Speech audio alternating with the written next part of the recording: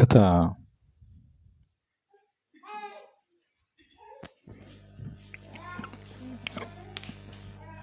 వారమున ప్రారంభించినటువంటి పాఠములో దాన్ని కనుగొన్నవారు కొందరనేటటువంటి విషయం గురించి మాట్లాడుతున్నాం.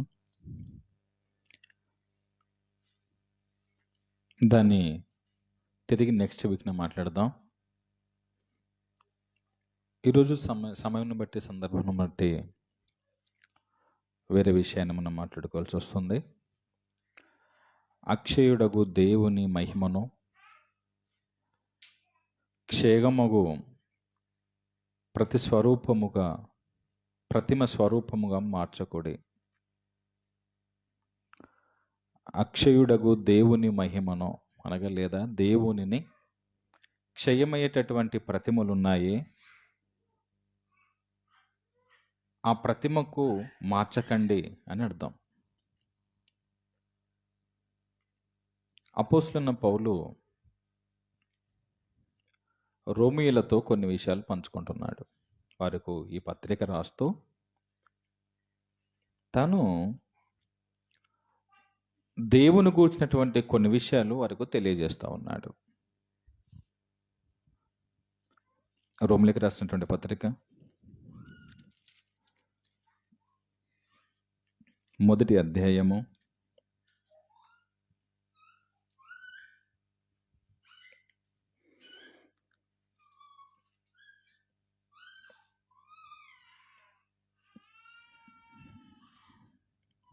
18వ మాట నుండి మనము 23 వాక్యాల వరకు మనం చూద్దాం. మనుషులు అనుసరిస్తున్న విధానము, వారు చేస్తున్నటువంటి పూజలు లేదా వారు అనుసరిస్తున్నటువంటి భక్తి ఎలా ఉందో చెప్తా ఉన్నాడు. దుర్నీతి చేత సత్యమును అడ్డగించు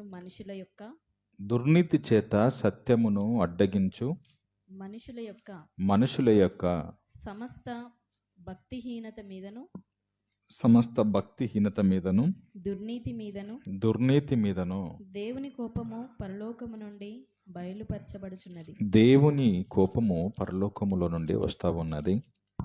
ఎందుకనగా ఎందుకు దేవునికి కోపం వస్తా ఉంది? దేవుని గూర్చి తెలియ శక్యమైనదేదో అది వారికి తెలిసినది, విశదమై ఉన్నది. అవును, వారికి తెలుసు. దేవుడు వారికి తెలియపరిచాడు.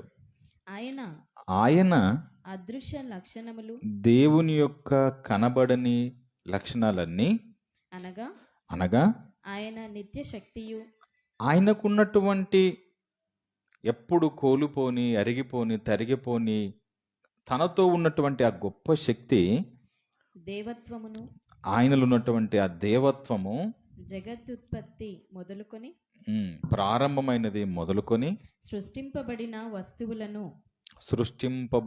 వస్తువులను ఆలోచన చేయటం వలన దేవుడు ఎలాంటి వాడు, ఎంత గొప్పవాడు, దేవుడు ఎలాంటి వాడు, ఎంత గొప్పవాడు అనేది ఈ సృష్టిని, ఈ ప్రకృతిని ఆలోచించటం వలన ఎవరూ చెప్పాల్సిన పని లేదండి.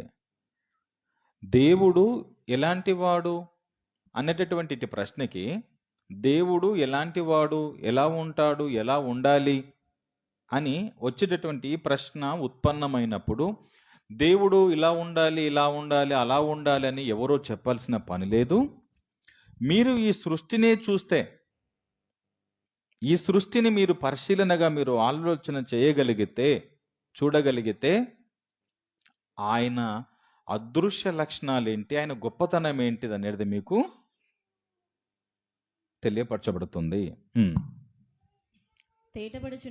మీకు కనబడుచున్నది, తేటపడుచున్నది అంటే కనబడుచున్నది కనుక వారు నిరుత్తరులై ఉన్నారు. అవును, మరియు వారు దేవుని ఎరిగి, చాలా మంది దేవుని ఎరిగి తెలుసుకొని ఆయనను దేవునిగా మహిమపరచలేదు. దేవుడెవరో తెలిసిన తర్వాత కూడా ఆయనను అంగీకరించలేదు లేదా మహిమపరచలేదు అని అంటే ఆయన పని చెయ్యలేదు, కృతజ్ఞతాస్తుతులు చెల్లింపను లేదు.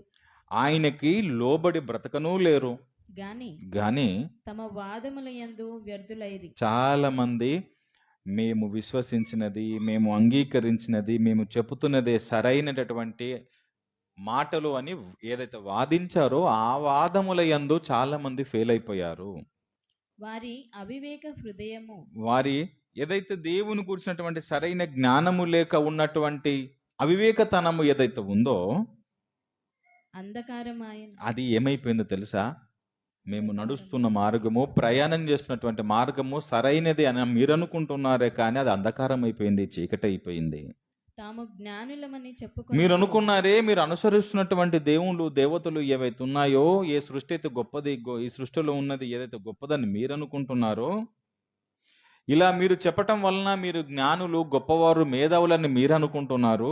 బుద్ధిహీనులైరి. మీరు ఏమైపోయారో తెలుసా? జ్ఞానులు అనుకుంటున్న మీరంతా, మీరు విశ్వసిస్తున్న మార్గాలు, ప్రయాణం చేస్తున్నటువంటి మార్గాలు ఏవైతే ఉన్నాయో అదంతా బుద్ధిహీనత అన్నాడు. అవంతా బుద్ధిహీనత. ఇవి ఆలోచన చేయాల్సినటువంటి మాటలు. మనకు తెలియాల్సింది దేవుడు ఎవరు, ఎలా ఉంటాడు, ఆయన యొక్క నిత్య శక్తి ఎలా ఉంది. మనుషులమైన మనము ఈ భూమి మీదకి ఊరికైనా రాలేదు.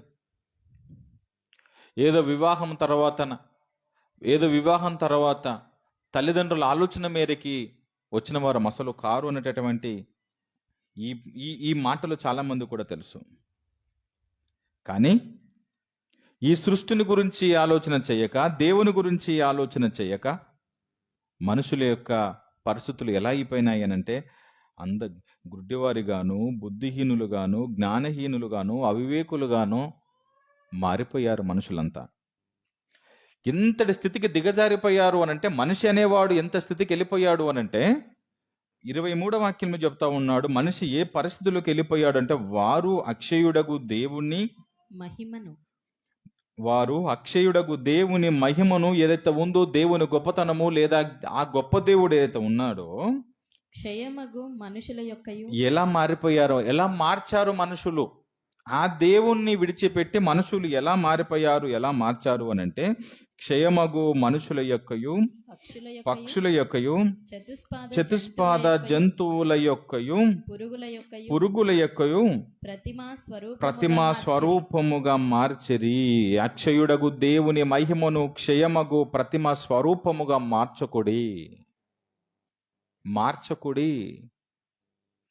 మార్చేశారు. సుమారుగా ప్రపంచములో 700 పైన కోట్ల జనాభా, ప్రపంచములోనే 700 పైగా కోట్ల జనాభాలో నువ్వెందుకు వచ్చావు? ఈ భూమి మీదకి నువ్వెందుకు బ్రతుకుతున్నావు? ఈ చోట ఈ ప్రాంతాలలో మనం ఎందుకు పుట్టాం? వేరే ప్రాంతాల్లో ఎందుకు పుట్టలేదు మనం? మీ తల్లిదండ్రులకే మీరే ఎందుకు పుట్టారు? వేరే వారు ఎందుకు పుట్టలేదు? ఇలాంటి వాటన్నిటికీ బైబిల్ చక్కని సమాధానం ఇస్తుంది. కానీ ఇవన్నీ ఆలోచించాల్సిన మనిషి తన జీవితము, తన బ్రతుకు, తన ప్రయాణము, ఎందుకు వచ్చాడు, ఈ సృష్టి ఎందుకు ఉంది, నువ్వెందుకున్నావు అని మనిషి అనేవాడు ఆలోచన చేయకుండా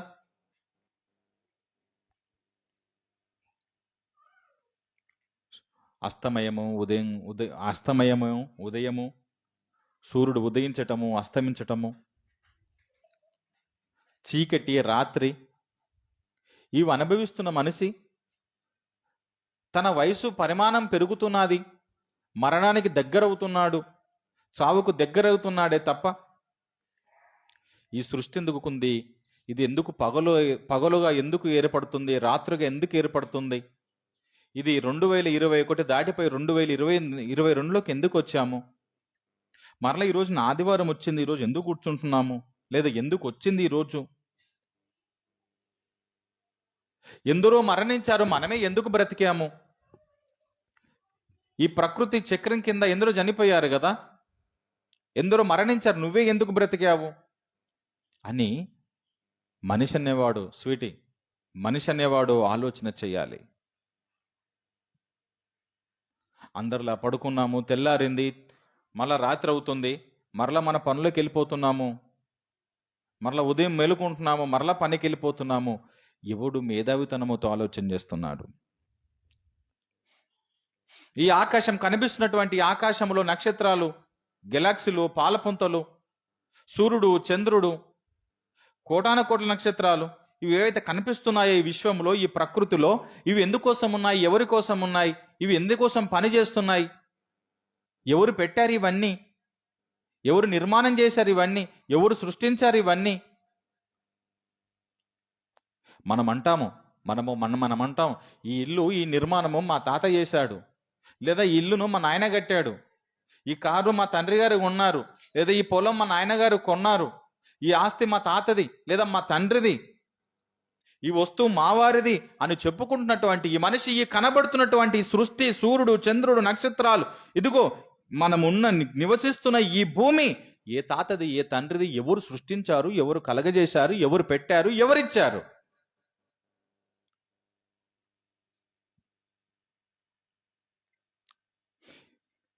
ఈ ఫోను పలానా కంపిందని చెప్తున్నావు, ఈ బైకు పలానా కంపిందని చెప్తున్నావు, ఈ వస్తువు పలానా వారిదని దానిపైన వెనకాల రాసుకుంటారు కదండి, వాళ్ళ కంపెనీ పేరు వెనకాల రాసుకుంటారు కదా.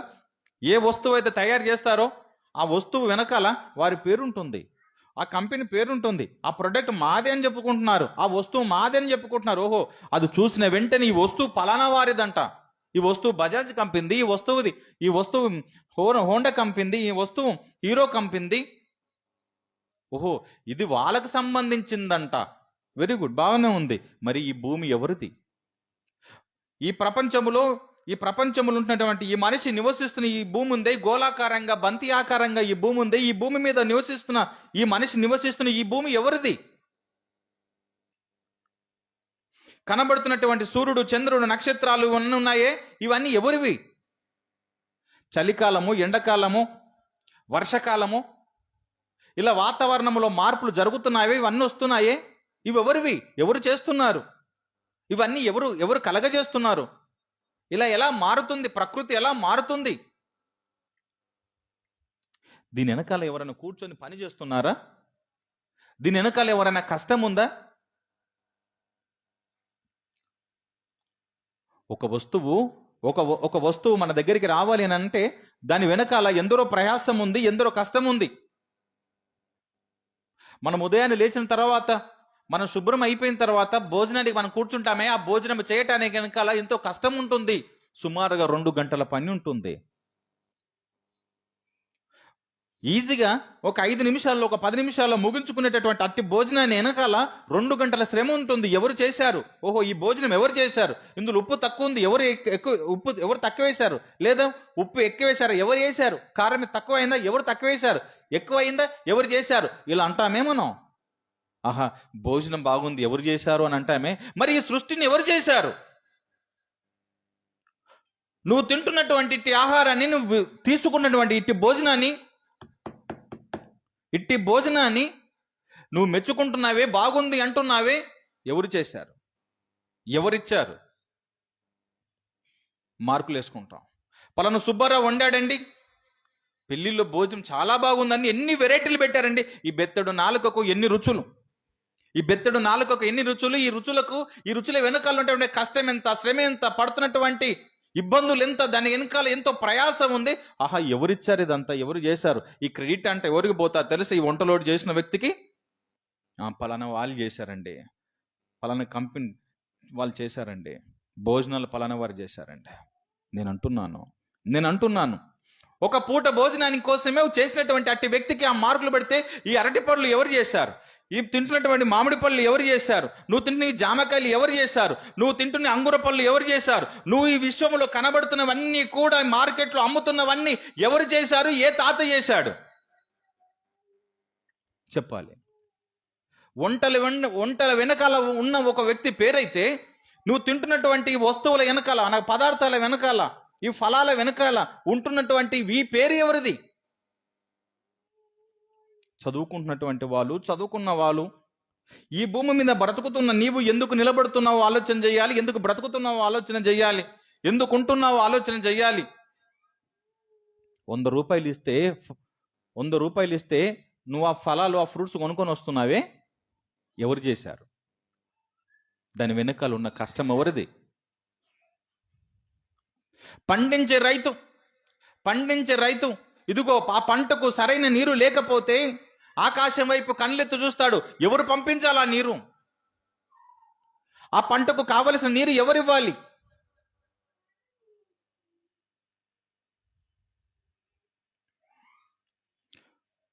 రెండు 200 నుంచి పైగా లోతులోనికి 1000 ఫీట్ల లోతులోనికి వేసేటటువంటి అట్టి బోరులో లోపల నీరు పెట్టింది ఎవరు? ఆ భూమి లోపల నీరు ఉంచింది ఎవరు? నువ్వు ఇక్కడ ఆలోచన చేయాల్సింది ఏందో తెలుసా? అసలు నువ్వు ఏం ఆలోచన చేస్తున్నావు? నువ్వు ఆలోచన చేయాల్సింది ఏంటి? నువ్వు ఆలోచన చేస్తున్నదేంటి? నువ్వు చేయాల్సినదేంటిది? చేస్తున్నదేంటిది? ఈ ప్రపంచమంతా ఎలా మారిపోయింది అని అంటే, కంటికి కనబడుతున్నది ఏదైతే ఉందో దాన్ని దేవుడుగా స్వీకరిస్తుంది ఈ లోకం. ఒక మనిషి సహాయం చేస్తే అతడు దేవుడు అంటుంది ఈ లోకం. ఒక మనిషికి ఆపదలో ఉన్నప్పుడు సహాయం చేస్తే ఆ అట్టి వ్యక్తిని దేవునిగా కొలుస్తుంది ఈ లోకం. విగ్రహాలు నిలుపుతుంది ఈ లోకం. సహాయము చేసినటువంటి వ్యక్తికి నీకును సమస్తాన్ని ఈ ప్రకృతిలో ఈ సృష్టిలో ఇదిగో ఉంచబడిందే ఇదంతా కూడా, నువ్వు అనుభవిస్తున్నావే ఇదంతా కూడా. అట్టి దేవుని మర్చిపోయి ఇట్టి మట్టిని నువ్వు దేవుడుగా అంటే కొలుస్తే ఆ దేవుడికి కోపం రాదా? ఆ దేవుడికి కోపం రాదా? అక్షయుడగు దేవుని మహిమను క్షయమగు ప్రతిమ స్వరూపముగా మార్చకూడదు మీరంతా.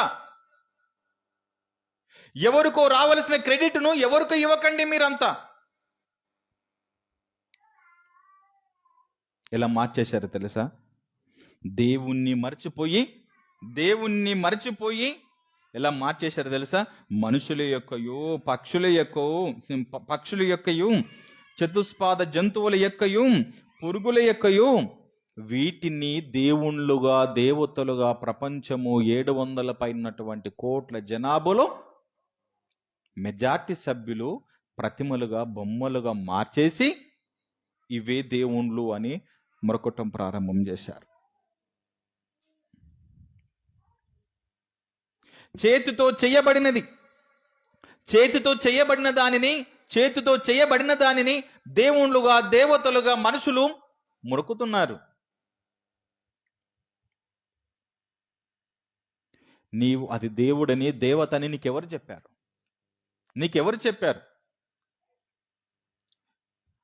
అజ్ఞానులైనటువంటి వారు చెప్పినటువంటి అట్టి మాటని నువ్వు కూడా అజ్ఞానిగా దాన్ని స్వీకరిస్తావా? నీలో జ్ఞానము లేదా? నీలో ఆలోచించే శక్తి లేదా?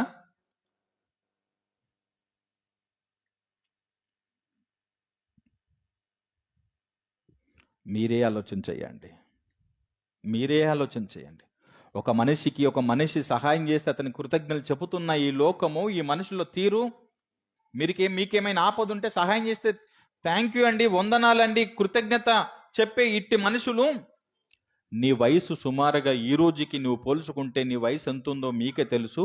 అట్టి వయసుకి దేవుడు ఇదిగో ఈ ప్రకృతిలో ఉన్నవన్నీ కూడా నీకు ఇస్తే నువ్వు తిని అట్టి దేవుణ్ణి మర్చిపోయి మనుషుల్ని పొగిడితే, అట్టి దేవుని మర్చిపోయి సృష్టిని పూజిస్తే ఏం ప్రయోజనం చెప్పండి? ఆదికాండము 1వ అధ్యాయము మీరు ఆలోచన చెయ్యాలి. ఆ దేవునికి కులము లేదు, మతం లేదు. దేవుని కులంగా మతంగా మార్చింది మానవుల లోకం. దేవునికి కులము లేదు, మతం లేదు. ఆయన అందరి వాడండి, ఆయన అందరి వాడు. ఏ మతం అని చెప్తావు ఆయనకి? ఏ కులమని చెప్తావు దేవుడికి? దేవునికి రంగు లేదు, కులము లేదు, మతం లేదు. ఆయన అందరి వాడు కాబట్టే ఈ ప్రపంచంలో ఉన్న వారందరి కొరకే సృష్టిని చేశాడు. నువ్వు ఆయన నమ్మినా నమ్మకపోయినా ఈ సృష్టి నీ కొరకే.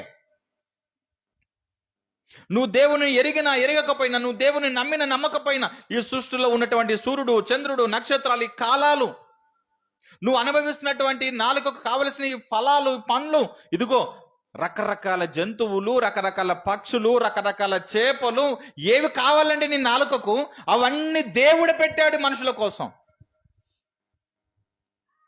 మీరు చూడండి ఆదికాండం మొదటి అధ్యాయము మనం చూడగలిగితే ఆయన ఒక్కొక్కటిగా మనుషుల కోసం ఎలా తయారు చేయించాడు చూడండి.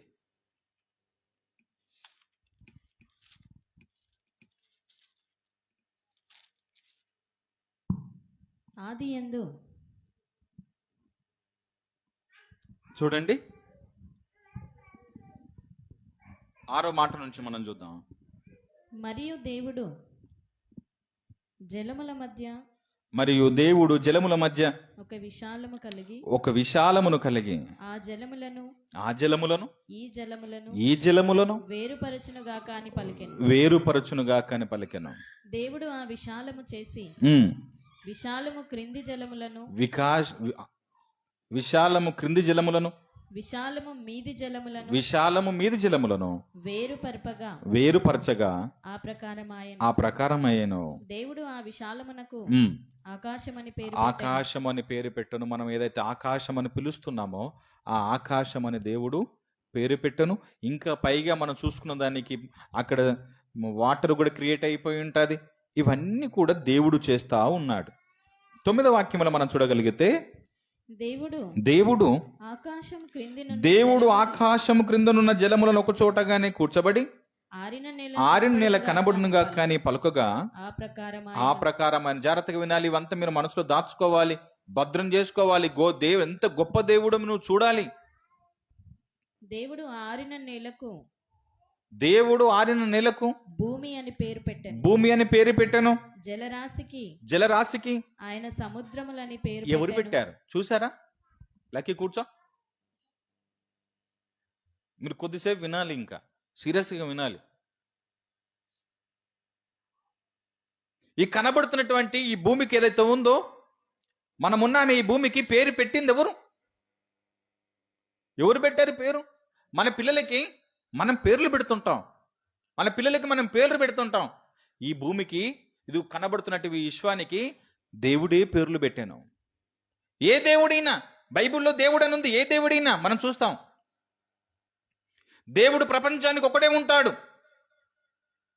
దేశానికి, జాతికి, మనిషికి దేవుడు ఉండడు. ప్రపంచానికి ఒకటే దేవుడు. ఈ ప్రపంచ మనుషుల కోసం ఇది అంతా తయారు చేశాడు ఆయన. భూమి అని పేరు పెట్టను. నువ్వేమని పెట్టావా? ఎప్పుడన్నా విన్నావా మా తాత భూమి అని పేరు పెట్టాడు అని? ఎప్పుడన్నా చరిత్రలో విన్నావా? పలానా వ్యక్తి ఈ పేరు పెట్టాడని ఎప్పుడన్నా విన్నావా? ఈ కనబడుతున్నటువంటి సృష్టికి సూర్యుడు, చంద్రుడు, నక్షత్రాలు ఇవన్నీ పలానా వ్యక్తి పేరు పెట్టాడని ఎప్పుడన్నా చూసావా? ఏ శాస్త్రవేత్తలైనా పెట్టారా? ఏ గొప్ప మేధావులు ఎవడైనా పెట్టాడా? ఆకాశం అనేది పేరు ఎవడైనా చెప్పగలుగుతాడా? ధైర్యం ఉందా? అంత సాహసం చేయగలుగుతాడా? నేనే పెట్టిన దానికి పేరు అనగలుగుతాడు? ఎవడు లేడు. No one is there. అక్కడ ఎవడు లేని పెట్టడానికి అవకాశమే లేదు. నువ్వు కనబడుతున్నవే, నువ్వు చూస్తున్నవే, నీ కండ్లతో నువ్వు కండ్లతో చూస్తున్నవే, నీ శరీరంతో అనుభవిస్తున్నవే, ఆస్వాదిస్తున్నవే. ఈ ఫలాలు ఉన్నాయే, ఈ ఫలాలకు పేర్లు ఎవరు పెట్టారు? మామిడికాయ, జామకాయ, అంగూర పళ్ళు, నువ్వేవైతే పిలుస్తున్నావో వీటికి పేర్లు ఎవరు పెట్టారు? కుక్క, నక్క, గాడిద, ఇవన్నీ పేర్లు ఎవరు పెట్టారు? ఇవి ఎవరు పెట్టించారు, ఎవరు పెట్టారన్నది ముఖ్యం. ఎవరు పెట్టించారు, ఎవరు పెట్టారన్నది ముఖ్యం. ఎప్పుడన్నా చూసావా? ఇవన్నీ ఎప్పుడన్నా చూసావా? మీరు కుక్క అని పెట్టబడిన దానికి నువ్వు టామీ, జుమ్మి, మమ్మీ అని నువ్వు పెట్టుకుంటావు.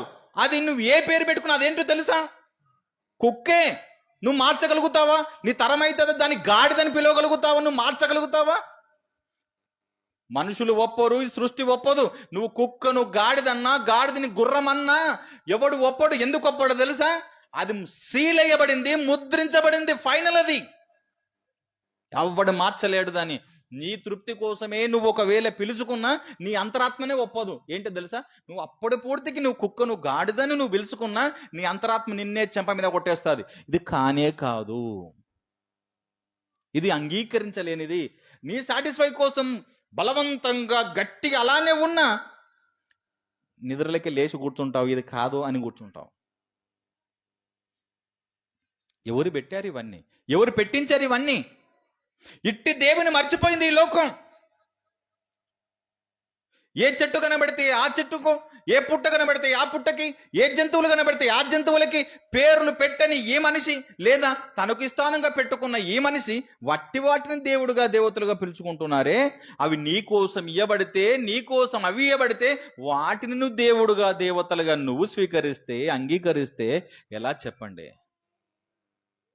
ఈ ప్రకృతిలో ఉన్నవన్నీ కూడా దేవుడు నీ కోసం ఇచ్చాడు. నిన్ను తినమన్నాడు, నిన్ను అనుభవించమన్నాడు, నిన్ను స్వీకరించమన్నాడు.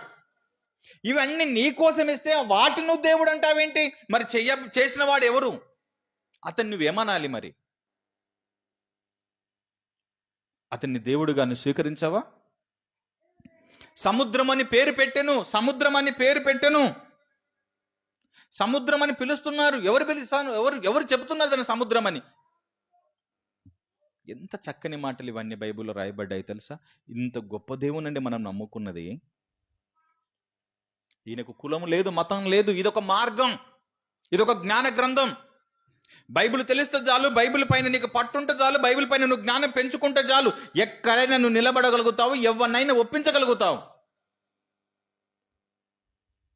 సెక్యులర్గా, భౌతికంగా నువ్వు చదువుతున్నటువంటి చదువులు ఏవైతే ఉన్నాయో ఆ చదువులు బైబిల్ దగ్గర పనికిరానివి. కానీ నువ్వు బైబిలే చదివావనుకో, నువ్వు బైబిలే చదివావనుకో, నువ్వు బైబిల్ని సంపాదించావనుకో, ఇదిగో ఈ లోకంలో ఉన్న వాటన్నిటిని నువ్వు గెలవగలుగుతావు, ఆ దేవుణ్ణి గెలిపించగలుగుతావు. ఎంత గొప్పవాడు తెలుసా దేవుడు. మరి ఈ దేవుడు ఎవరు? ఏ కులం వాడు? ఏ మతస్థుడు? దేవునికి కులం లేదు, మతం లేదు.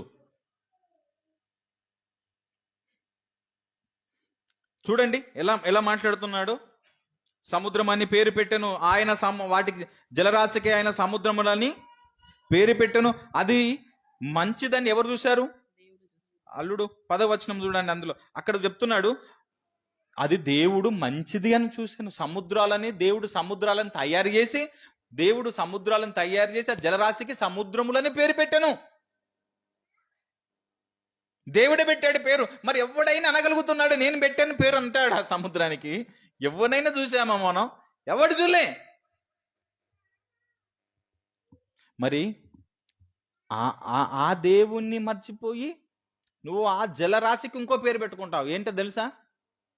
దాన్ని నువ్వు దేవతగా నువ్వు స్వీకరిస్తావు. ఏంటో తెలుసా? ఏ పేరు తెలుసా? మీకు అంతరాత్మక తెలుసు. జలరాశులకు, జలాలకు, నీటికి ఏ పేర్లు పెట్టుకుంటావు నువ్వు? ఆ నీళ్లను నువ్వు దేవుడుగా, దేవతగా నువ్వు అంటున్నావు. ఆ నీళ్లను చేసిన వాడు దేవుడు సముద్రాలు అంటున్నాడు, నీళ్ళు అంటున్నాడు. ఆ దేవుని మర్చిపోయి ఈ నీళ్లను నువ్వు దేవుడు, దేవతగా నువ్వు అనుకుంటున్నావు. కోపం వచ్చింది. దేనికి కోపం వచ్చింది? ఉప్పొంగి వస్తుంది దేవత పేర్లు పెట్టుకుంటూ. పలానా దేవతకి కోపం వచ్చేసింది, పొంగి వచ్చేస్తుంది పలానా దేవత.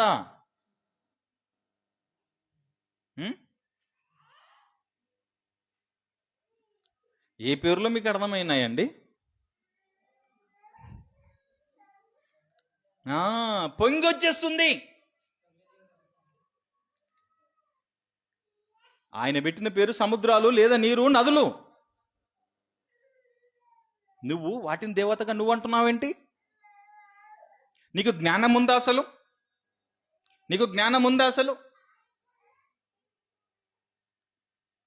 ఆ దేవుని మరవకు నువ్వు. క్రింద ఒక మాట అంటున్నాడు చూడండి, అందులోని క్రింద ఒక మాట అంటున్నాడు, సముద్రాలను వాటికి పేరు పెట్టిన దేవుడు మంచిదని చూశాడు. మరలా చూడండి 11వ వచనము, మొదటి అధ్యాయం 11వ వచనంలో, దేవుడు గడ్డిని, విత్తనములు చెట్లను భూమి మీద తమ తమ జాతి ప్రకారము తమలో విత్తనములు గల ఫలమిచ్చు ఫలవృక్షములను భూమి మీద మొలిపించునుగా కాని పలుకగా ఆ ప్రకారమే అవన్నీ ఏంటివి? ఏంటి స్వీట్ వచ్చినవి? ఏమొచ్చినాయి భూమి మీద? ఏంటివి అంట? చదువు ఆ మాట, 11వ మాట చదువు.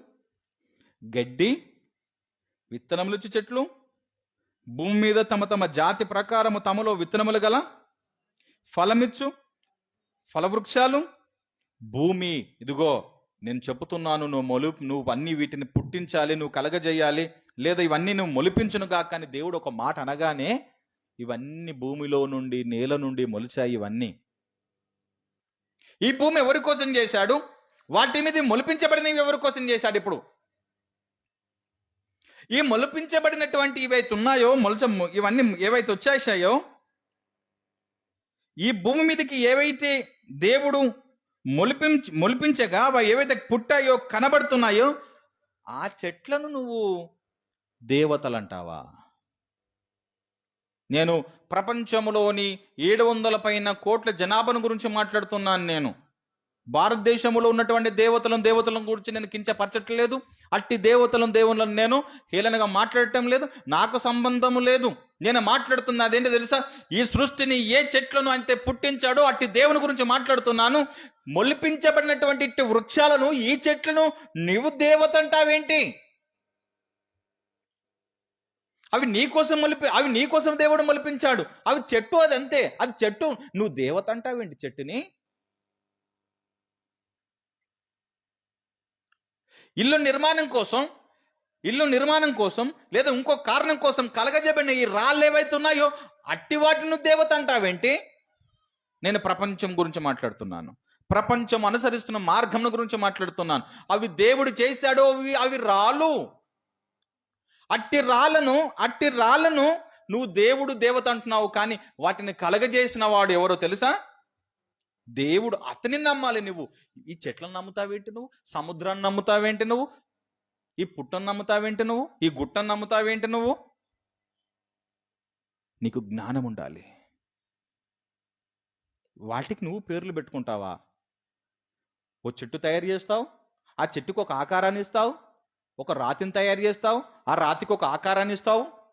వాటికి నువ్వు పేరు పెట్టుకుంటావా? ఏ పేరు పెట్టుకుంటావు? ఏ పేర్లు పెట్టుకుంటావు? పండగ చేసుకుంటావు పేర్లు పెట్టుకొని. ఏ పేర్లు పెట్టుకొని పూజిస్తావు నువ్వు వాటికి? నువ్వు ఎప్పుడైనా చూసావా? మీ తాతల పుట్టిన కాలం నుండి మీ తాతలు తయారు చేసినటువంటి ఏ చెట్లు అయితే, ఏ రాతులు అయితే, రాయి అయితే ఉందో, ఏ ప్రతిమలు అయితే ఉన్నాయో అవి ఆ రోజు నుంచి ఈ రోజు దాకా అలానే ఉన్నాయి. అప్పుడు అవి ఇప్పుడు నిజంగా కదలంగా చూసావా? మాట్లాడంగా చూసావా? ఎవరు చెప్పారు? జ్ఞానం. అజ్ఞానులుగా మిమ్మల్ని మార్చేశారు. జ్ఞానహీనులుగా మార్చేసింది సమాజం. నువ్వు చైతన్యవంతుడు కావాలి, నువ్వు గొప్ప మేధావి కావాలి, ఆ నిజ దేవుడు ఎవరో తెలుసుకోవాలి. ఈ రాళ్ళను, చెట్లను, సముద్రాలను, వృక్షాలను, ఫలాలను ఈ సృష్టించిన ఇట్టికి మనుషులకి ఇచ్చిన ఇట్టి గొప్ప దేవుడు ఎవరు అని నువ్వు పరిశీలించాలి. అట్టి మార్గం వైపు నువ్వు ప్రయాణం చెయ్యాలి. నువ్వు అజ్ఞానం వైపు నువ్వు వెళ్ళకూడదు.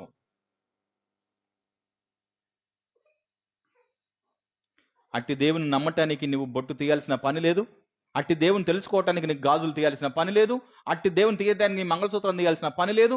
అట్టి దేవుని వెంబడించడానికి కాలం మెట్టలు తీయాల్సిన పనేమీ లేదు. ఆ గొప్ప దేవుని తెలుసుకో. వీటిని ఏవైతే పూజిస్తున్నావో వాటిని విసర్జించు, పక్కన పెట్టు. ఎందుకో తెలుసా? వాటిని తయారు చేసిన వాడు చాలా గొప్ప దేవుడు, చాలా గొప్ప దేవుడు. 14వ అధ్యాయం 14వ మాట. దేవుడు పగటిని రాత్రిని వేరుపరచునట్లు ఆకాశ విశాలమందు జ్యోతులను కలునుగా కని అవి సూచనలను, కాలములను, సంవత్సరములను సూచించుటకై అవి, జాగ్రత్తగా వినండి ఆ మాట, పగటిని రాత్రిని వేరుపరచునట్లుగా ఆకాశ విశాలమందు జ్యోతులను కలుగునుగా కనియు అవి సూచనలను, కాలములను, దిన సంవత్సరములను సూచించుటకై యుండునుగా కనెను. ఇవి కనబడుతున్నాయవే, ఆకాశంలో కనబడుతున్నాయవే, సూర్యుడు, చంద్రుడు, నక్షత్రాలు, ఈ విశ్వములు ఉన్న ఏవైతే ఉన్నాయో, ఈ గ్రహాలను ఏవైతే పిలువబడుతున్నాయో, నక్షత్రాలను ఏవైతే పిలువబడుతున్నాయో, ఇవన్నిటిని దేవుడు సృష్టిలో పెట్టి ఎందుకోసం పెట్టాడో చెప్పాడా? ఎందుకోసం ఇవి ఉన్నాయట? పగలు ఏర్పడటానికి, రాత్రి ఏర్పడటానికి. పగలు ఏర్పడటానికి, రాత్రి ఏర్పడటానికి. దానితో పాటు ఏంటో తెలుసా? మీకు సమయములు తెలవటానికి, కాలము తెలవటానికి. మనం అంటే ఎంత టైం అయిందండి అంటామా? ఎంత సమయం అయింది అంటాం చూసారా? ఇవి తెలవటానికి, ఇది ఏ రోజు అని తెలవటానికి, ఇది ఏ సంవత్సరం అని తెలవటానికి, ఇది ఏ వారం అని తెలవటానికి దేవుడి సృష్టిలో సూర్యుడు చంద్రుడు నక్షత్రాలను పెట్టాడంట. నువ్వు ఉదయాన్నే లేచింది మొదలుకొని నువ్వు మొక్కేది ఎవరికో తెలుసా? స్నానం అయిపోయిన వెంటనే నువ్వు ఎక్కడ మల్లుతావు? అది ఎందుకుంది? అది నీకెందుకుంది తెలుసా? నీ సమయం అవుతుంది అని నీకు చెబుతుంది. నీ కాలం అయిపోతుందని నీకు చెబుతుంది. అది రాత్రులు పగలు కలగటానికి అవుంటే, వాటి పనిలో అవుంటే నీ పనేంటి? నువ్వు స్నానం అయిపోయిన వెంటనే నువ్వు అక్కడ మరలటం ఏంటి? అవి దేవుడు నీ కోసం సమయం కోసం నీ కోసం పెడితే నువ్వు దాన్ని చూసిన వెంటనే ఏం చేయాలో తెలుసా? అసలు ఈ సూర్యుడిని కలగజేసిన మేధావి ఎవరు? ఇది రాత్రి వచ్చేసింది చంద్రుడు, దీన్ని కలగజేసిన మేధావి ఎవరు? అసలు ఇవి ఎందుకు ఏర్పడుతున్నాయి అని ఇంత జ్ఞానంగా నువ్వు ఆలోచించాల్సింది పోయి అజ్ఞానంగా సూర్యుడికి 2 చేతులు పెట్టి మొక్కుతావేంటి నువ్వు? అది మీ తాత ఏమైనా తయారు చేశాడా? మీ ముత్తాత ఏమైనా తయారు చేశాడా? ఎవరు చేశారో దాని ఎవరు చేశారో వారి పేరేమని చెప్పగలుగుతావా నువ్వు? నేనేమంటున్నానంటే, ఏమండి సూర్యునికి నమస్కారం చేయకూడదా, చంద్రుడికి నమస్కారం చేయకూడదా అంటే, అసలు ఎందుకు చేస్తున్నావు? దాన్ని పని చేయమని చెప్పింది ఎవరు? నువ్వెవరికి ఏం చేస్తున్నావు? నువ్వు కృతజ్ఞత చెప్పాల్సింది ఎవరు? కృతజ్ఞత ఎవరికి చెప్పాలి? నువ్వు లోబడి ఉండాల్సింది ఎవరికి? అది నీ కోసము, నువ్వు బ్రతకటం కోసము దేవుడు నీ కోసం పెట్టాడు. అర్చన వినాలి. సూర్య చంద్ర నక్షత్రాలు ఇవి నీ కోసం. ఈ రోజున మనము మన వయసు ఇంత అని దేన్ని బట్టి చెప్తున్నావు? అవి కదిలాయి కాబట్టే, అవన్నీ ఆకాశంలో కదిలాయి కాబట్టి ఈ రోజున నీ వయసు ఎంతో చెప్తున్నావు. ఒకవేళ అవి ఆకాశంలో కలగకపోతే, అది కదలకపోతే, అవి ఆనే ఉంటే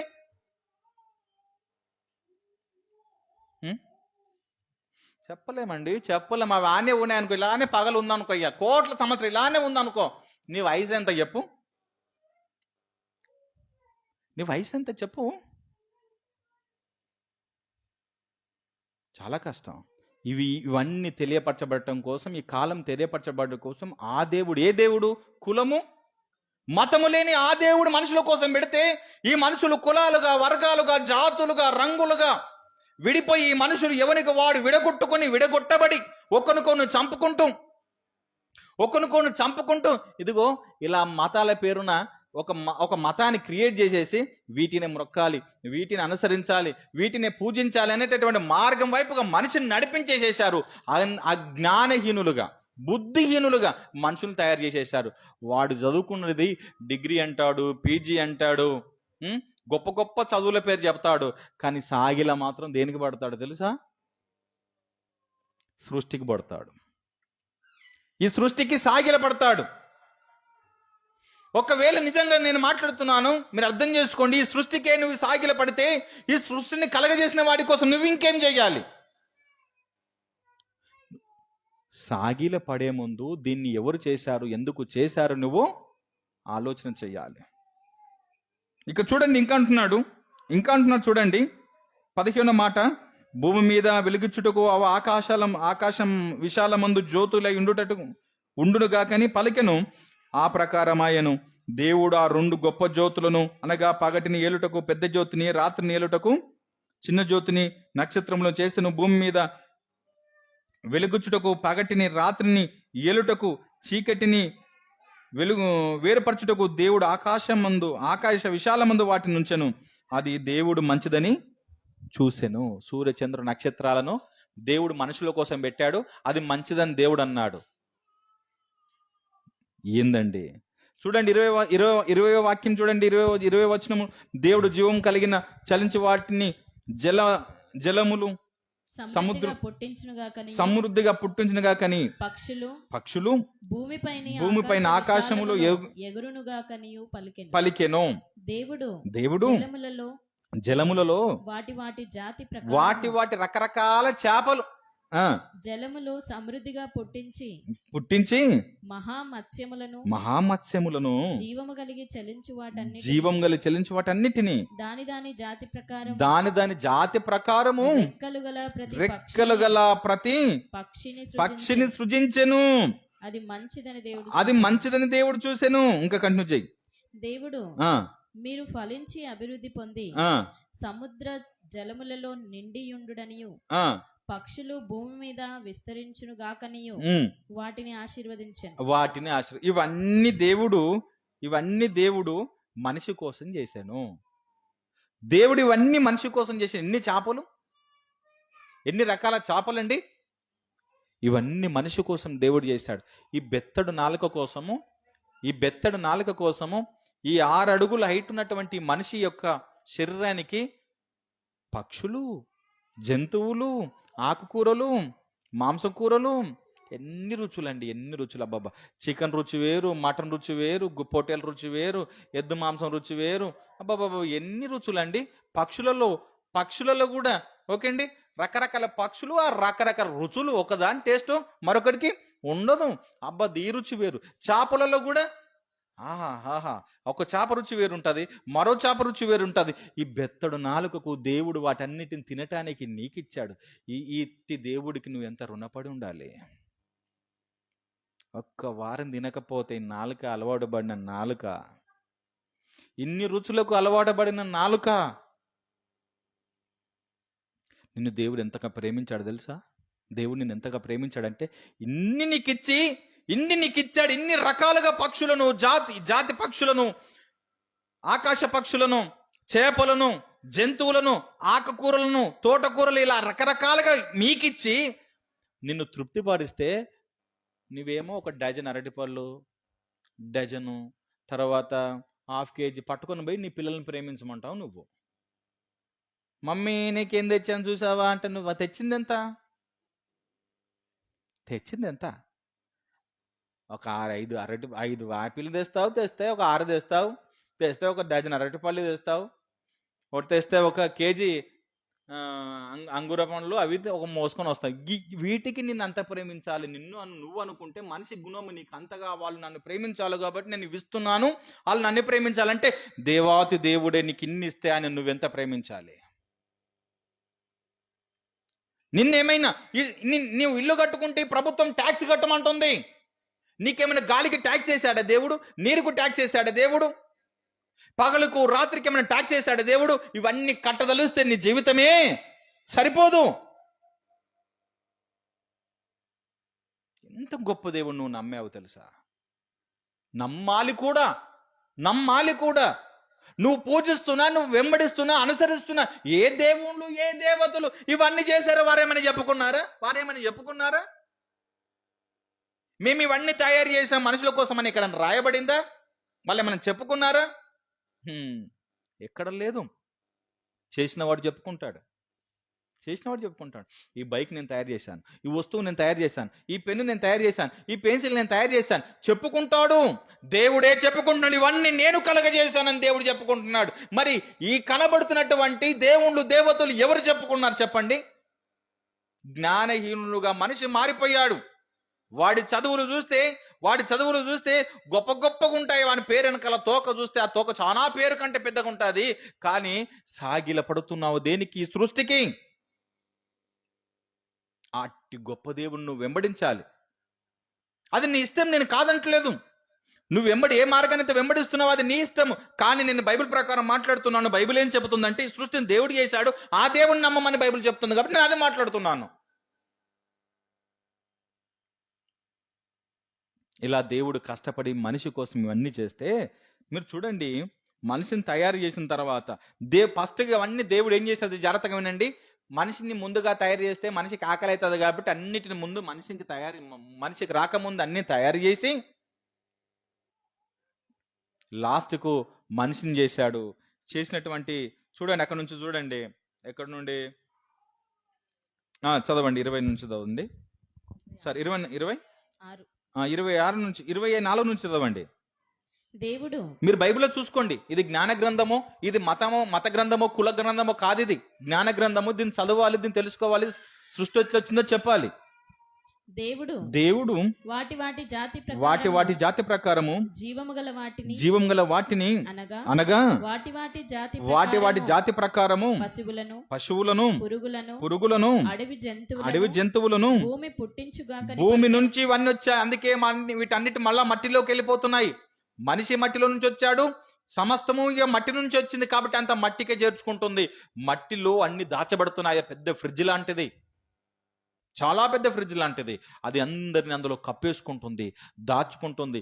ఎక్కడి నుంచి వచ్చిందో మళ్ళీ అక్కడికి అది చేరిపోతుంది. ఓకే, దేవుడు ఏం చేశాడు? చాలా ఆయా జాతుల ప్రకారము అడవి జంతువులను, ఆయా జాతుల ప్రకారము పశువులను, ఆయా జాతుల ప్రకారము నేలను ప్రాకు ప్రతి పురుగు. ఏ పేరు చెప్తావు? ప్రతి పురుగు ఏదైనా భూమి మీద పాకినాడు కనబడింది అనుకో, ఈ పురుగును చూసిన వెంటనే ఏమనుకోవాలి తెలుసా? దీన్ని ఎవరు చేశారు? నువ్వు చూడాల్సింది ఆ పురుగును చూసి ఏదో మొక్కటం కాదు, ఆ పాకుతున్న దానిని చూసి, అది ప్రాకుతున్న దాన్ని చూసి, 1 ఫీట్ 2 ఫీట్ల పొడవున్న దాన్ని చూసి, నువ్వు పాకుతున్న దాన్ని చూసి 2 చేతులు పెట్టి నమస్కరించి నువ్వు ఇక్కడ నుంచి వెళ్ళిపో కాదు. దాన్ని చూసిన వెంటనే నువ్వు చేయాల్సింది ఎంత తెలుసా? దీన్ని ఎవరు చేశారో తెలుసా? నువ్వు జ్ఞానవంతుడు కావాలి, శాస్త్రవేత్త కావాలి. దీన్ని చూసిన వెంటనే ఓహో దీన్ని ఆ గొప్ప దేవుడు చేసను అని పక్కోడికి చెప్పాలి. రే దీన్ని ఎవరు చేశారు తెలుసా? ఆ సృష్టికర్త చేశాడని తెలుగులోనికే పక్కోడికి చెప్పాలి. నువ్వు నమస్తే పెడితే పోదురు, అది దాని దారెంబడి అది పోతుంది. దీన్ని చేసినోడు గొప్పోడని చెప్పాలి. ఏం జ్ఞానం ఇది? ఏం జ్ఞానం ఇది?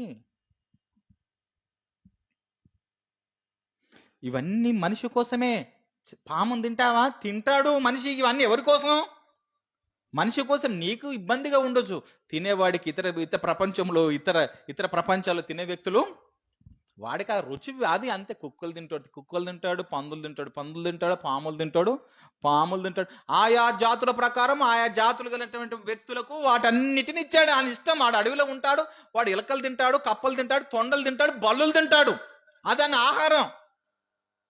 నువ్వు పెరుగుతున్నటువంటి ప్రాంతములో అవి నువ్వు ఏవైతే కళ్ళతో చూసావో అది ఇదే. నీ తల్లిదండ్రులు ఏవైతే మీ తాతల నుంచి వస్తున్నటువంటి ఏవైతే ఉన్నాయో అవి తిన్న నీవు ఓహో ఇవే తినాలేమో నువ్వు అనుకుంటున్నావు. కానీ ఇవన్నీ ఎందుకోసమో తెలుసా? అవన్నీ తినటం కోసం, నువ్వు తినటం కోసమే. వాడు పాముని తింటుంది చూసేసరి ఎవరు నువ్వు పాము తింటావా అని అంటే వాడు నిన్ను చూసి నువ్వు మేకను తింటావా అంటాడు. అది నీకు మేక మంచిదే, కానీ ఆనికి ఆ పాము మంచిది. ఆ పాము నీకు ఎంత అసహ్యంగా నీకు అనిపిస్తే ఆ చూస్తున్న మేక వానికి కూడా అంతే అసహ్యంగా అనిపిస్తుంది. తేలు తింటారు, జిల్లె పురుగులు తింటారు, రకరకాలుగా తింటారు. అది వాడికి ఆహారం. ఎవరిని ఏమనటానికి వీలు లేదు. ఇవన్నీ ఎవరు చేశారు? పోనీ ఇంత ప్రపంచంలో ఉన్నటువంటి మనుషులకి ఇవన్నీ ఎవరు చేశారు?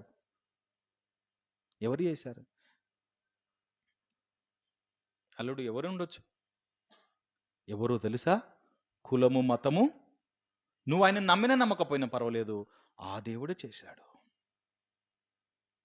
మనుషులు జ్ఞానహీనులైపోయి దేవుని ద్వారా కలగబడిన చెట్లు, దేవుని ద్వారా కలగబడిన రాళ్ళు, దేవుని ద్వారా కలగబడినటువంటి పుట్ట, దేవుని ద్వారా కలగబడినటువంటి ఈ జంతువులను నీవు వాటిని మొక్కుతున్నావు. నిన్ను జ్ఞానహీనులుగా ఈ లోకం మార్చింది. బైబుల్ నిన్ను జ్ఞానవంతునిగా చేస్తుంది. ఆ దేవుడు అవన్నీ నీ కోసం ఇచ్చాడని చెప్తుంది.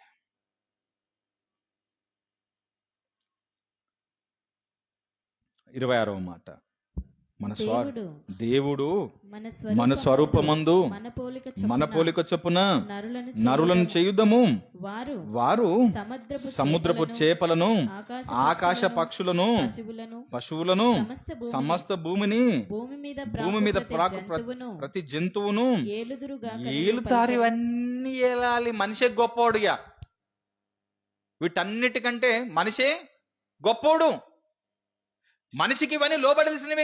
మీరు చూస్తున్న సర్కస్ లో మీరు చూస్తుంటారు. ఆ ఏనుగు ఎలా ఆడమంటే అలా ఆడుతుంది, ఆ కోతి ఎలా ఆడమంటే అలా ఆడుతుంది, సింహం ఎలా ఆడమంటే అలా ఆడుతుంది. అందులో సర్కస్ లో కనబడుతున్నటువంటి జంతువులు ఏవైతే ఉన్నాయో ఇవన్నీ మనుషుల ద్వారానే ఏలబడాలి. మనిషే ఫైనల్. వీటన్నిటికీ కింగ్ ఎవరు? మనిషి. అన్నిటికంటే, జంతువుల కంటే, పక్షుల కంటే, పురుగుల కంటే, అన్నిటికంటే గొప్పవాడు మనిషి. ఎందుకో తెలుసా? మనిషికి ఆలోచన చేసే శక్తి, మనిషికి మాట్లాడే జ్ఞానం, ఏది సరైనదో ఏది సరిగానదో తెలుసుకునేటటువంటి ఆ బుద్ధి, మంచి చెడులు మనిషిలో ఉండిపోయాయి. వీటిని ఎలా ఏలాలో దేవుడు మనిషికి ఇచ్చేశాడు. వాటిని నువ్వేలాల్సింది పోయి, వాటిని నువ్వు పాలన చేయాల్సింది పోయి, అవి నీకు నమస్కారం చేయాల్సింది పోయి, అవి నీకు దండం పెట్టాల్సింది పోయి, ఎందుకు? నువ్వెవరు? దాని మీద రాజువు. నువ్వేం చేస్తున్నావు? అవి నీ కింద ఉండాలి. నువ్వేం చేస్తున్నావు?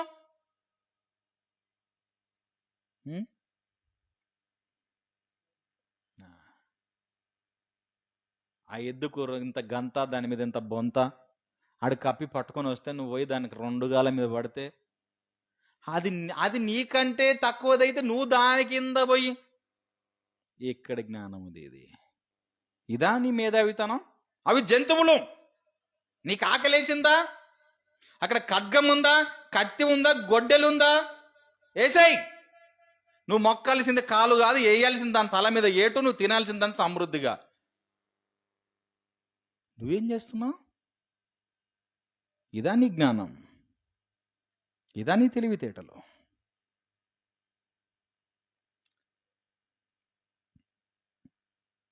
నువ్వు ఏలాలి, నువ్వు పాలన చెయ్యాలి. ఇవి నువ్వు గొప్పవాడిగా నువ్వు ఉండాలి. 27వ మాట, దేవుడు తన స్వరూపమందు నరును సృజించెను, దేవుని స్వరూపమందు వాని సృజించెను, స్త్రీనిగాను పురుషునిగాను వారిని సృజించెను.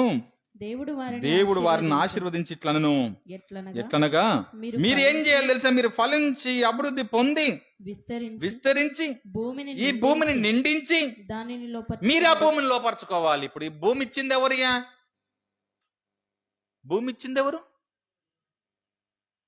ఇది మీకు. చక్రవర్తులు, రాజులు, భూమిపైనే పెత్తనాలు, ఈ భూమి కోసమే పోరాటాలు, ఈ భూమి కోసమే యుద్ధాలు. నిజాం సర్కారు, బ్రిటిష్ ప్రభుత్వాలు ఈ భూమి కోసమే ఆరాటాలు, పోరాటాలు. అద్దు మాది, దానికి సరిహద్దు రేఖలు భూమికి. వాడు ఇక్కడ వచ్చేయలేదు, వీడు అక్కడ వచ్చేయలేదు, వీడు ఆ పాకిస్తాన్ బార్డర్ దాటలేదు, ఇండియా బార్డరు అక్కడ దాటలేదు, చైనా బార్డర్ వాడు ఇక్కడ దాటలేదు, వీడు బార్డర్ ప్రపంచం వేసేసుకుంది. అంతా లోపరుచుకున్నాడు మనిషి. 1954లో వచ్చేసింది ఇక పహానీలు, కాసరా. 1954 ఆడ ఎక్కుతుంది ఇక. ఆ రోజున ఎవడైతే భూమిని లోపరుచుకుని పని చేస్తున్నాడో వాడి పేరు ఆ రోజున పహానీలలో వచ్చేసేసింది. ఈ అక్కడి నుంచి ఏదో ఒక ముత్తాత ఉంటాడు, అక్కడి నుంచి ఆయన తండ్రికి వస్తుంది, ఆయన తండ్రి నుంచి ఆయనకు వస్తుంది. ఆయన ఈ భూమి ఎవరిది?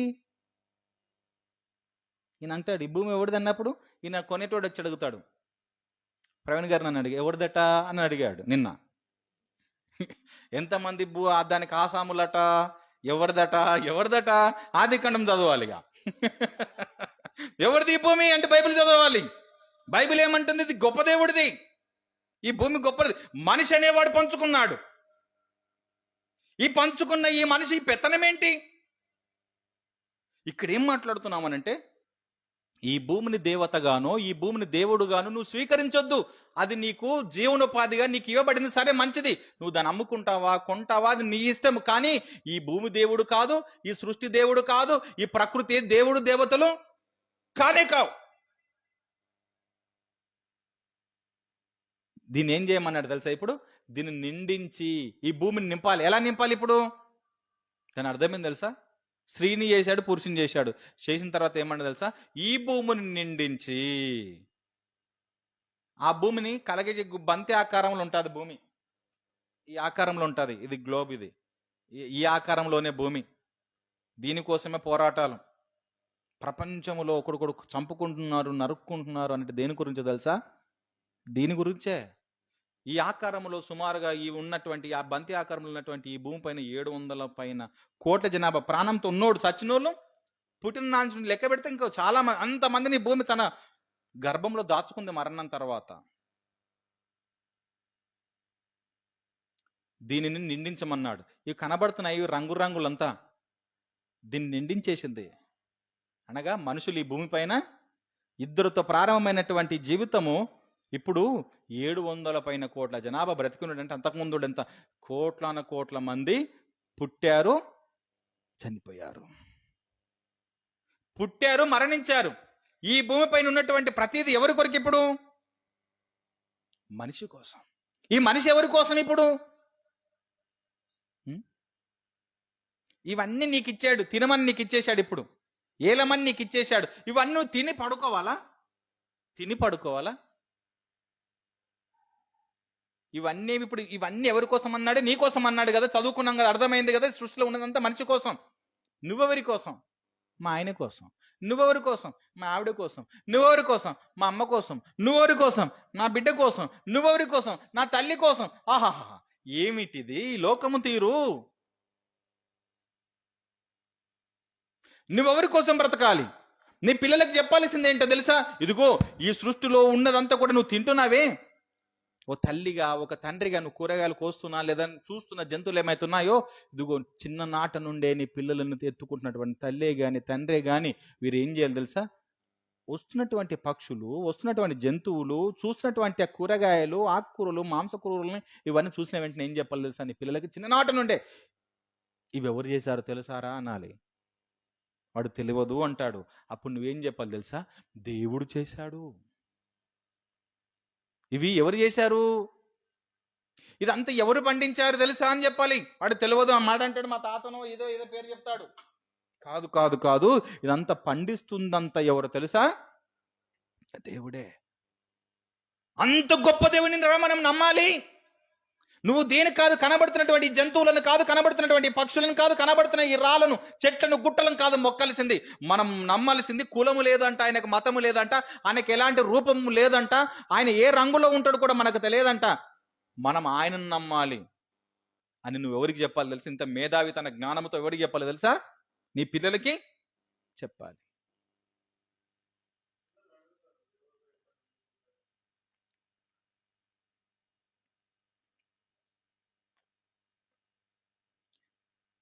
ఈ మనిషి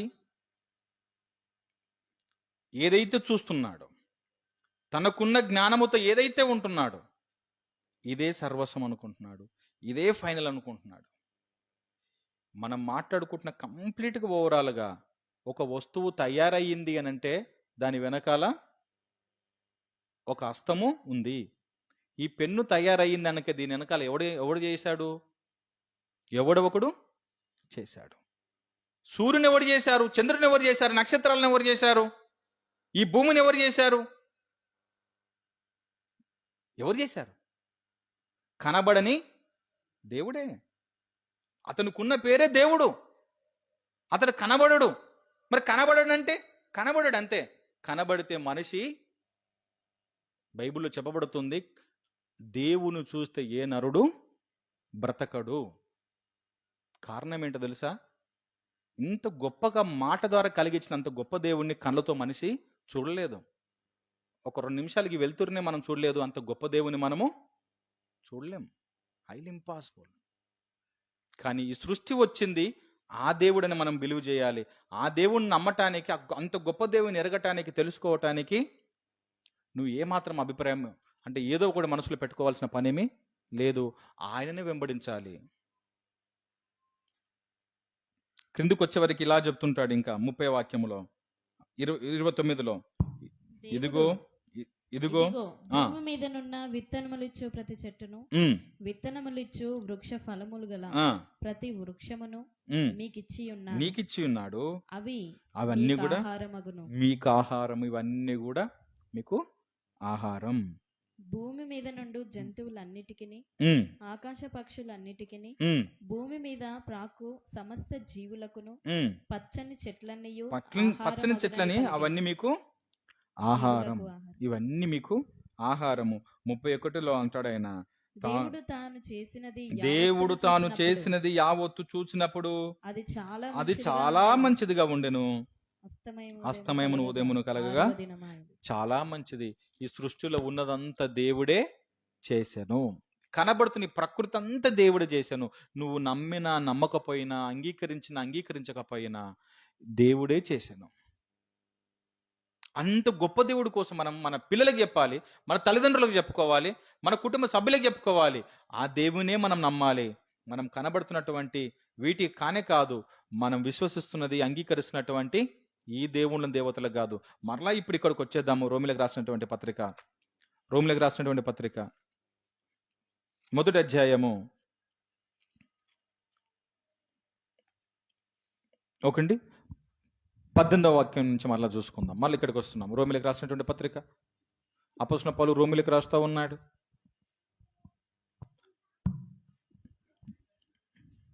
133 పేజ్ నంబర్. 133 page number. దుర్నీతి చేత సత్యమును అడ్డగించు మనుషుల యొక్క సమస్త భక్తిహీనత మీదను దుర్నీతి మీదను దేవుని కోపము పరలోకము నుండి ఇప్పుడు ఏమైతుంది? దేవుని కోపము మనుషుల మీదకి వస్తుంది. ఎందుకు అనంటే ఈ మనిషి ఆ దేవుని తెలుసుకున్నట్లేదు కాబట్టి. ఎందుకనగా దేవుని గూర్చి తెలియశక్యమైనది ఏదో అది వారి మధ్య విషిదమైనది తెలిసింది. ఇప్పుడు తెలిసింది ఏంటిది? నువ్వు ఇప్పటిదాకా మనం చదువుకున్నామే, ఇవన్నీ ఇప్పుడు చూసాం కదా. ఇంతకు ముందు ఇవన్నీ ఎందుకు వచ్చాయి, ఎవరు కలగజేశారు, ఎవరి కోసం కలగజేయబడి చూసాం కదా. చూసిన నువ్వు కూడా ఇప్పటికి కూడా నువ్వు ఆ దేవుని నమ్మకపోతే ఆయనకు కోపం వస్తుంది అంటున్నాడు. దేవుడు అది వారికి విశుద్ధపరచను. ఆయన అదృశ్య దేవుడు జాగ్రత్తగా వినండి, బైబిల్ చెప్తుంది దేవుడు కనబడడు. ఆయన కనబడని లక్షణాలు ఏవైతున్నాయో అనగా ఆయన నిత్య శక్తియు దేవత్వమును జగతుత్పత్తి మొదలుకొని సృష్టింపబడినటువంటి వస్తువులను ఆలోచన చెయ్యాలి అన్నాడు. ఇవైతే ఇప్పుడు అన్ని సృష్టించబడిన ఏవైతే ఉన్నాయి, స్వీట్ నువ్వేం చూస్తున్నావు?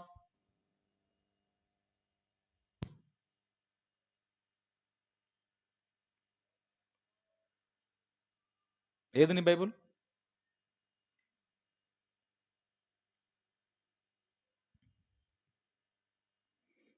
ఈ సృష్టించబడిన ఏవైతే ఉన్నాయో వీటన్నిటిని చూస్తేనే అర్థమవుతుంది అన్నాడు. ఇప్పుడు మనము చూసాం, ఇవన్నీ ఎవరు చేశారో చూసాము. దీన్ని తెలుసుకున్న నువ్వేమనుకోవాలి అనంటే ఇవి దేవుడే చేశాడని స్పష్టంగా రాయబడింది చెప్పుతుంది కాబట్టి అట్టి దేవుని నువ్వు ఖచ్చితంగా నమ్మి తీరాల్సినదే.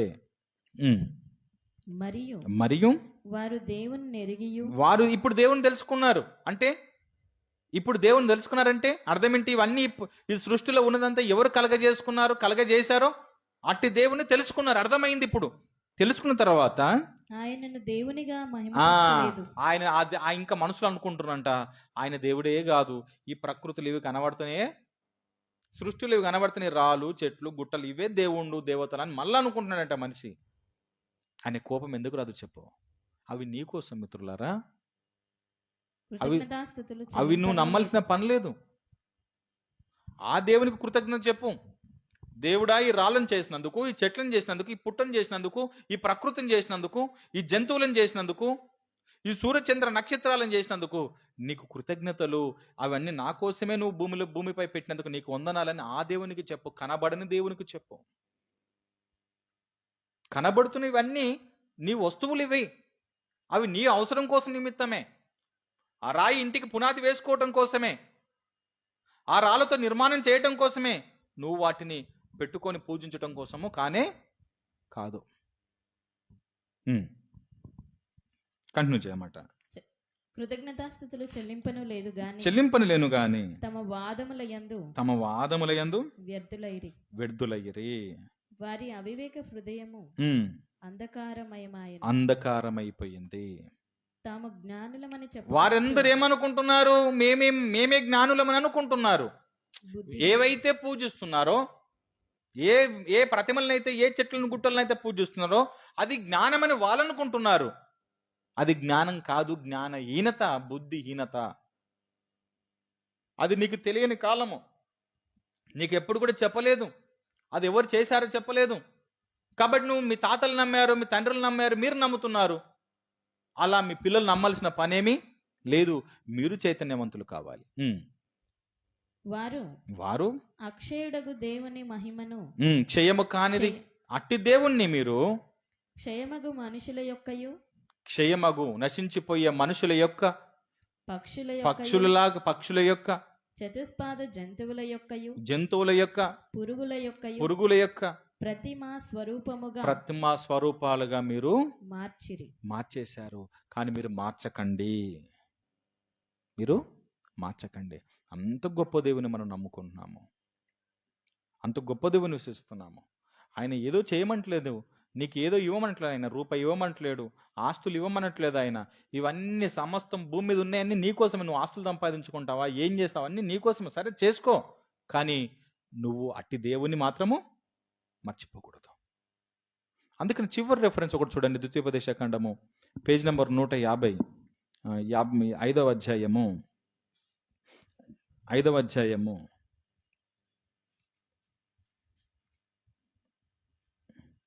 మాట, 5వ అధ్యాయం 7వ మాట. నేను తప్ప వేరొక దేవుడు లేనలేడు. పైన ఆకాశం అందే గాని, క్రింద భూమి అందే గాని, భూమి క్రిందనున్న నీల యందే గాని యుండు దేని పోలికనైనను విగ్రహాలను మీరు చేసుకోకూడదు, వాటికి నమస్కారం చేయకూడదు, వాటిని పూజింపకూడదు అని అన్నాడు. నీ దేవుడినైనా యెహోవానే అని అన్నాడు. చాలు, ఆయన రోషం గలవాడు. మీరు ఈ సృష్టిలో మీకు ఆహారం అవ్వటానికి, మీ సృష్టిలో మీకు అవసరం ఉన్న వాటి కోసం దేవుడు ఏవైతే పెట్టాడో వాటిని మీరు దేవతలుగా మార్చకండి, వాటిని మీరు మొక్కకండి.